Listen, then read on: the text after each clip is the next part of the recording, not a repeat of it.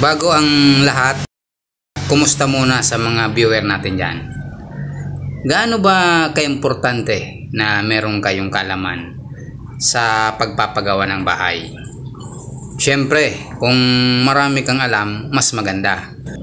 Kasi kung meron kang alam sa construction, pwede mo itong makonvert para makatipid ka o kaya mapatibay ang iyong pinapagawang bahay. So, hindi ka na palaging sumasandal sa sinasabi ng yung foreman o kaya ng tao na kinuha mo para gawin yung pinapangarap mong bahay. Kaya ngayon ay minumungkay ko sa inyo na tapusin nyo ang video nito para mas lalo pang lumawak ang pangunawa nyo sa mundo ng construction.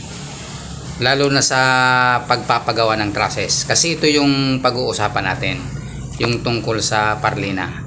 Anong lapad kaya ang pwede natin gamitin pag magpapagawa tayo ng bahay? Kasi iba-iba yung sukat ng parlina eh. Merong 2x3, 2x4, 2x6 at saka yung iba pa. So ano yung nababagay para sa bahay mo? Kasi pag sa residential, kadalasan yan 2x3 or 2x4. Yung mga mas malalapad pa dyan, ginagamit na yun sa warehouse tsaka sa mga covered court, yung 2x6 kadalasan. At base po sa research natin, merong mga paliwanag dyan yung eksperto na kapag malapad yung parlina, yung height nya, mas mataas yung resistance nya sa bending, yung pagyuko ng parlina. Ito yung tinatawag na moment of inertia. Alam yan ng mga structural engineer. So kung malapad ang parlina mo, mas matibay. Di ba yung parlina natin nagsisimula sa 2x3?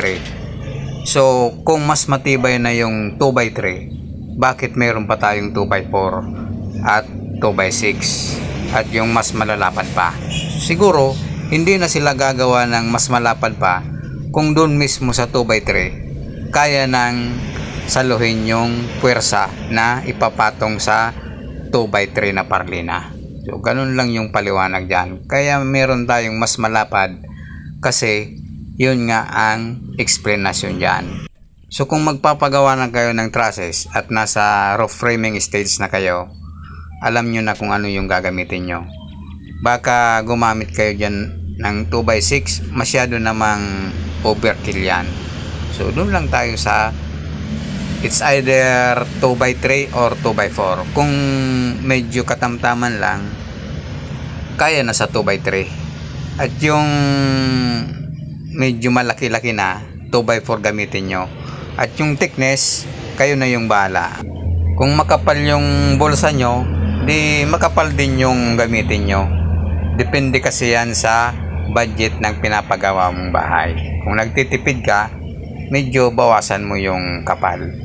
Okay? So, yan lang po yung maibibigay ko sa inyong kaalaman. Sana may natutunan kayo. Salamat.